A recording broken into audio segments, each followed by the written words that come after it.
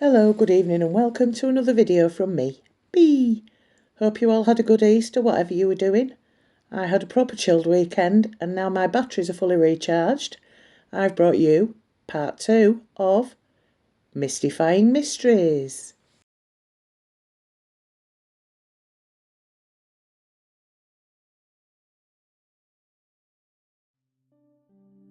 On the 26th of May 1928, a teenage boy appeared in the streets of Nuremberg, Germany.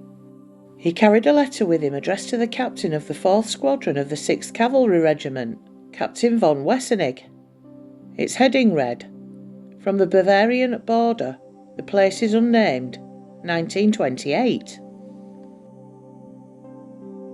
The anonymous author said that the boy was given into his custody as an infant on the 7th of October 1812, and that he instructed him in reading, writing and the Christian religion, but never let him take a single step out of my house. The letter stated that the boy would now like to be a cavalryman, as his father was, and invited the captain either to take him in or to hang him. There was another short letter enclosed, purporting to be from his mother to his prior caretaker. It stated that his name was Caspar, and that he was born on 30th of April 1812, and that his father, a cavalryman of the 6th Regiment, was dead. In fact, this letter was found to have been written by the same hand as the other one, whose line, "He writes my handwriting exactly as I do," led later analysts to assume that Caspar Hauser wrote both of them himself. A shoemaker named Weichmann took the boy to the house of Captain von Wessenig, where he would repeat only the words, "I want to be a cavalryman, as my father was," and "horse, horse." Further demands elicited only tears, or the obstinate proclamation of "don't know." He was taken to a police station where he would write a name, Caspar Hauser. He showed that he was familiar with money, could say some prayers and read a little, but he answered few questions and his vocabulary appeared to be rather limited. Because he provided no account of himself, he was imprisoned as a vagabond.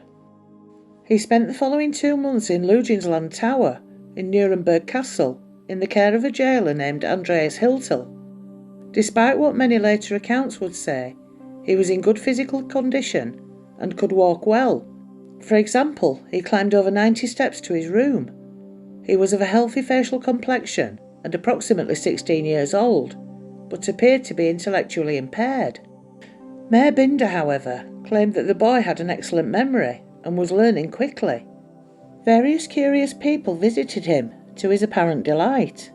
He refused all food, except bread and water. At first, it was assumed that Hauser was a half-wild child from the forests. During the course of many conversations with Mayor Binder, Hauser told a different version of his past life, which he later wrote down in more detail. According to the story, Hauser had, as long as he could remember, spent his life in solitary confinement in a darkened cell. He gave the cell's dimensions as approximately 2 meters long, 1 meter wide and 1.5 high, with only a straw bed to sleep on, and for toys, 2 horses and a dog carved out of wood. Hauser claimed that he found rye bread and water next to his bed each morning. At times the water would taste bitter, and drinking it would cause him to sleep more deeply than usual. On such occasions, upon wakening, his straw had been changed and his hair and nails cut. Hauser claimed that the first human being he had ever met was a man who visited him not long before his release. The man took great care not to reveal his face to him. This man taught him to write his own name by leading his hand. After learning to stand and walk, Hauser was brought to Nuremberg. The stranger allegedly taught him to say the phrase, "I want to be a cavalryman, as my father was," in Old Bavarian dialect, but Hauser claimed he did not understand what the words meant. This tale aroused great curiosity and made Hauser an object of international attention. Rumours arose that he was of princely parentage, possibly of Baden origin, but there were also allegations that he was an impostor. Paul Johann Anselm Ritter von Feuerbach, president of the Bavarian Court of Appeals, began to investigate the case. Hauser was formally adopted by the town of Nuremberg, and money was donated for his upkeep and education. He was given into the care of Frederick Domer, a schoolmaster and speculative philosopher, who taught him various subjects and who thereby discovered his talent for drawing. He appeared to flourish in this environment. Dormer also subjected him to homeopathy and magnetic experiments. As Feuerbach told the story, when Professor Dormer held the north pole of a magnet towards him, Caspar put his hand to the pit of his stomach and, drawing his waistcoat in an outward direction, said that it drew him thus, and that a current of air seemed to proceed from him. The south pole affected him less powerfully. He said that it blew upon him. On the 17th of October 1829, Hauser was found in the cellar of Dormer's house, bleeding from a newly cut wound on the forehead.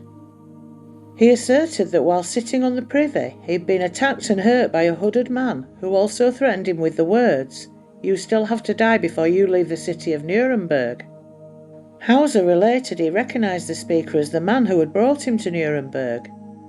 As was obvious from his blood trail, Hauser at first fled to the first floor, where his room was, but then, rather than moving on to find his caretakers, had gone downstairs and climbed through a trapdoor into the cellar.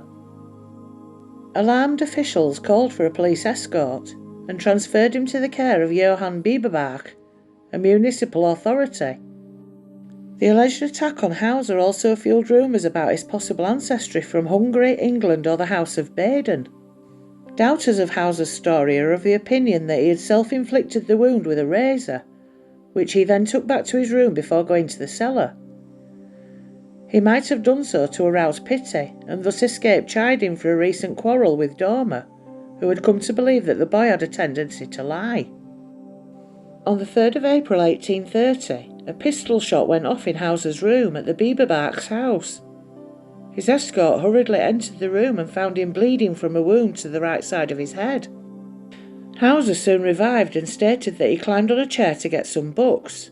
The chair had fallen, and then, while trying to find a handhold, he had mistakenly torn down the pistol hanging on the wall and caused the shot to go off. There are doubts whether the superficial wound was actually caused by the shot. Some authors associate the incident with a preceding quarrel in which, again, Hauser had been reproached for lying. Whatever the case, the occurrence led the municipal authorities to come to another decision on Hauser, whose initially good relationship with the Bieberbach family had soured. In May 1830 he was transferred to the house of Baron von Tuscher. The Baron also would later complain about Hauser's exorbitant vanity and lies. Mrs. Bieberbach commented on his horrendous mendacity and art of dissimulation, and called him full of vanity and spite. A British nobleman, Lord Stanhope, took an interest in Hauser and gained custody of him late in 1831.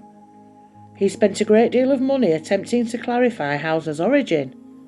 In particular, he paid for 2 visits to Hungary, hoping to jog the boy's memory, as Hauser seemed to remember some Hungarian words, and had once declared that the Hungarian Countess, Matheny, was his mother.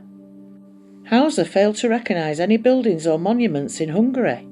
A Hungarian nobleman who had met Hauser later told Stanhope that he and his son had a good laugh when they recollected the strange boy and his histrionic behaviour. Stanhope later wrote that the complete failure of these inquiries led him to doubt Hauser's credibility.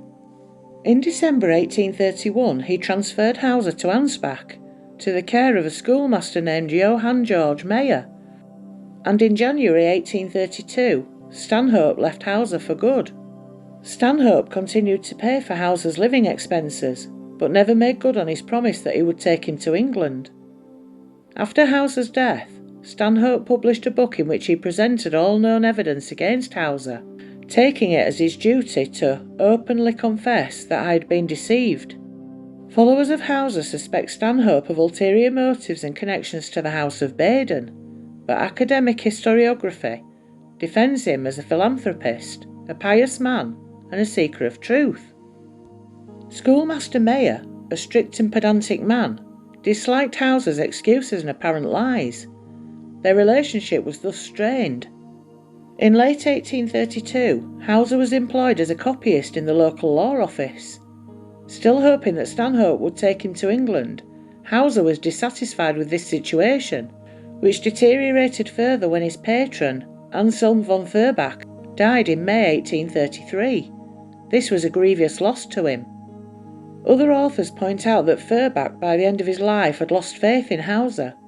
He had written a note to be found in his legacy which read, "Caspar Hauser is a smart, scheming codger, a rogue, a good-for-nothing that ought to be killed." However, there is no indication that Feuerbach, already seriously ill, let Hauser feel this change of opinion. On the 9th of December 1833, Hauser had a serious argument with Meyer. Lord Stanhope was expecting to visit Ansbach at Christmas, and Meyer stated that he did not know how he would face him. 5 days later, on the 14th of December 1833, Hauser came home with a deep wound in his left breast. By his account, he had been lured to the Ansbach court garden, where a stranger stabbed him while giving him a bag. When policeman Herlian searched the court garden, he found a small violet purse containing a pencilled note in mirror writing. The message read in German, "Hauser will be able to tell you quite precisely how I look and from where I am. To save Hauser the effort, I want to tell you myself from where I come. I come from the Bavarian border, on the river. I will even tell you the name, MLO." Hauser died of the wound on the 17th of December 1833. Inconsistencies in Hauser's account led the Ansbach Court of Inquiry to suspect that he had stabbed himself and then invented a tale about being attacked. The note in the purse that was found in the court garden contained a spelling error and a grammatical error, both of which were typical for Hauser, who on his deathbed muttered incoherently about writing in pencil. Although Hauser was eager that the purse be found, he did not ask for its contents. The note itself was folded into a specific triangular form, in the way in which Hauser would fold his letters according to Mrs. Meyer. Forensic examiners agreed that the wound might indeed be self-inflicted.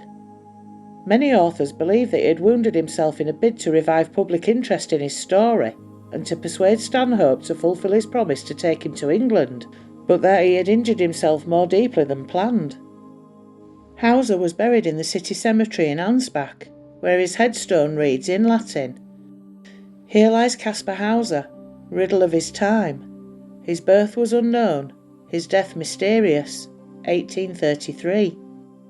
A monument to him was later erected in the court garden which reads, "Here lies a mysterious one who was killed in a mysterious manner."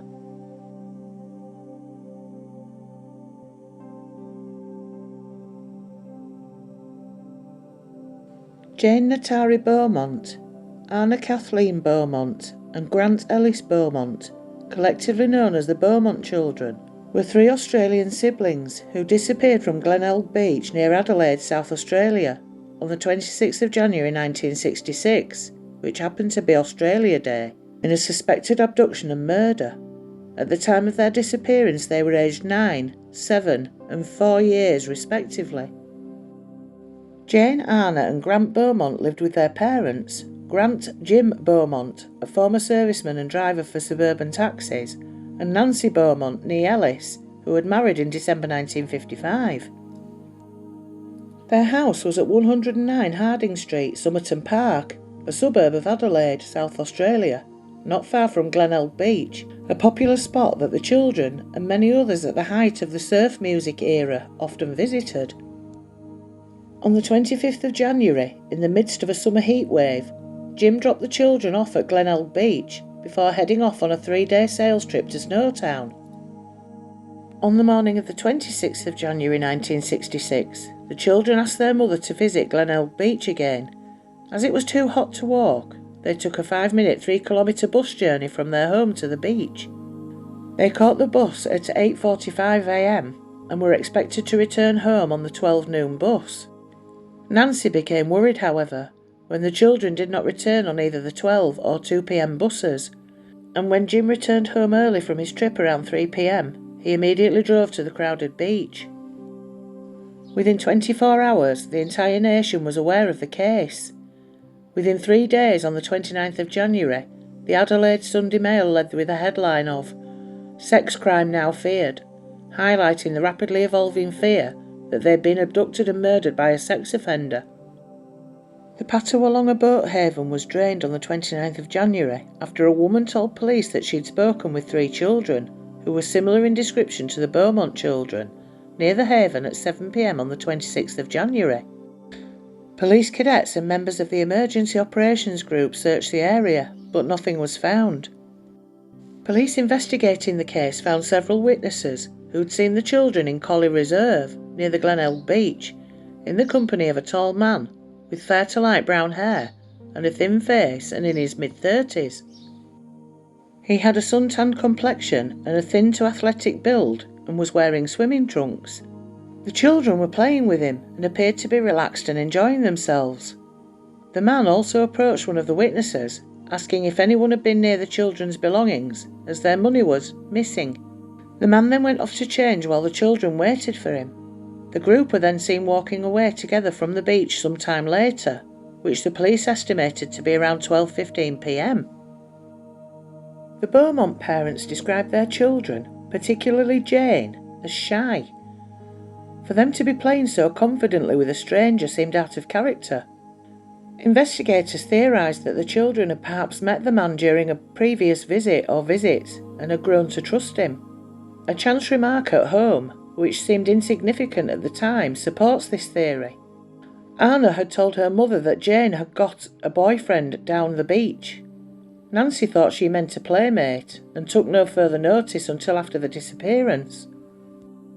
A shopkeeper at nearby Wenzel's Bakery also reported Jane had bought pasties and a meat pie with a £1 note.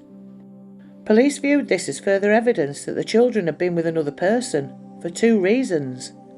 The shopkeeper knew the children well from previous visits and reported they'd never purchased a meat pie before, and the children's mother had given them only 6 shillings and sixpence, enough for their bus fare and lunch, and not £1. Police believe the money had been given to them by somebody else. According to an initial statement, the Beaumont children were seen walking alone at about 3 p.m, away from the beach along Jetty Road, in the general direction of their home. The witness, a postman, knew the children well, and his statement was regarded as reliable. He said the children were holding hands and laughing in the main street. Police could not determine why the reliable children, already 1 hour late, were strolling alone and seemingly unconcerned. The postman contacted police 2 days after his initial statement and said he thought he saw them in the morning, not the afternoon as he had previously said. This was the last police-confirmed sighting of the Beaumont children, made available to the general public of Adelaide at the time.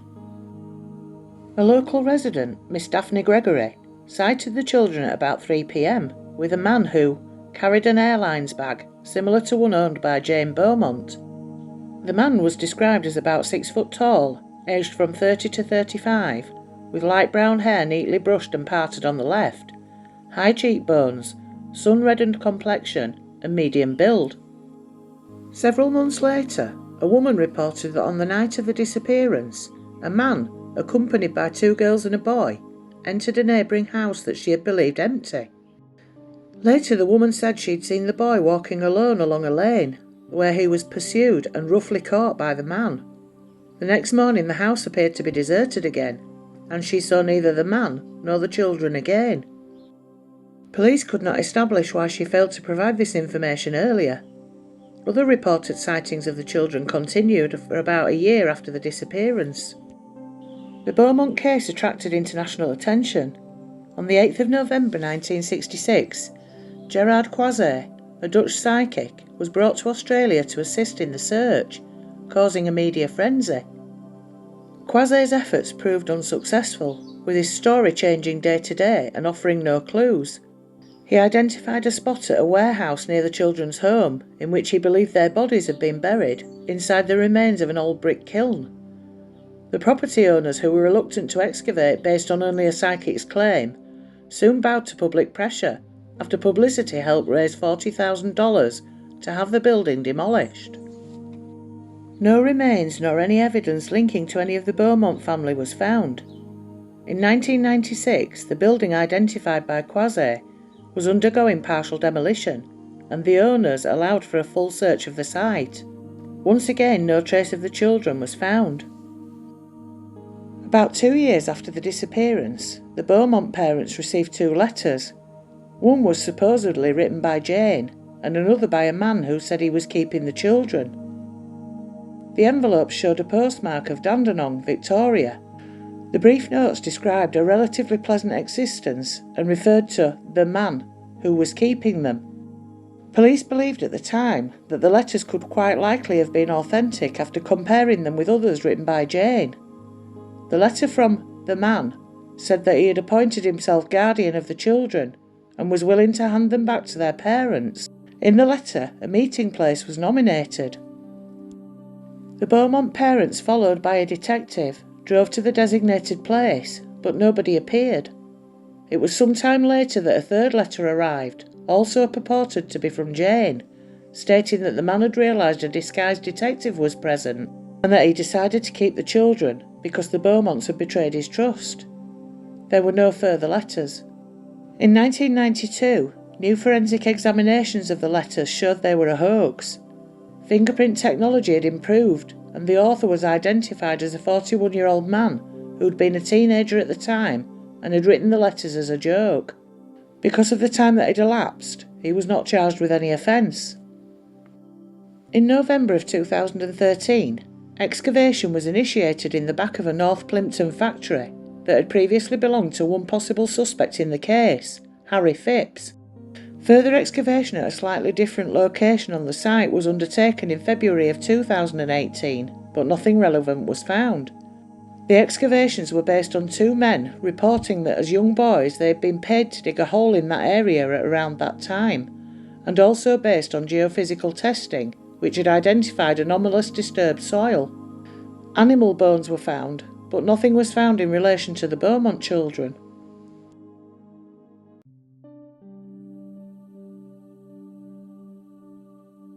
Bevan Spencer von Einem was sentenced to life imprisonment in 1984 for murdering 15-year-old Robert Kelvin, son of Adelaide newsreader Rob Kelvin. Police and prosecutors publicly stated that they believed von Einem had accomplices and was possibly involved in additional murders. About the same time, police came to suspect von Einem of possible involvement in the Beaumont case. No accomplices were ever charged. Von Einem has refused to cooperate with investigators about his possible connection with other murders. During the investigation into von Einem, police heard from an informant identified only as Mr. B. He related an alleged conversation in which von Einem boasted of having taken 3 children from a beach several years earlier and said he had taken them home to conduct experiments. Von Einem had said that he performed brilliant surgery on each of them and had connected them up. One of the children had supposedly died during the procedure, and so he had killed the other 2 and dumped all the bodies in bushland south of Adelaide. Police had not previously considered von Einem in connection with the Beaumont children, but he somewhat resembled the descriptions and identikits from 1966. According to Adelaide Police Detective Bob O'Brien, Mr. B gave important information during the investigation into the Kelvin murder and was regarded as a generally reliable source. However, police reception of the alleged confession was mixed. There were enough plausible details to warrant further research, yet other details relayed by Mr. B did not fit with known facts and were regarded with scepticism by police. As of 2014, von Einem had not been ruled out as a suspect. While von Einem was known to have frequented Glenelg Beach to perv on the changing rooms and was described as preoccupied with children, what argues against his involvement in the Beaumont case is that he was younger than the suspect seen with the children in 1966. The suspect was reported to be in his mid to late 30s, whereas von Einem was 20 or 21 at the time. Another important distinction is that he was convicted of murdering a 15-year-old boy and suspected of killing males in their teens and 20s, victims older than the Beaumont children. Such disparities among victims of a serial killer are not unheard of, but are unusual. Arthur Stanley Brown was charged in 1998 with the murders of sisters Judith and Susan Mackay in Townsville, Queensland. They disappeared on their way to school on the 26th of August 1970, and their bodies were found several days later in a dry creek bed. Both girls had been strangled.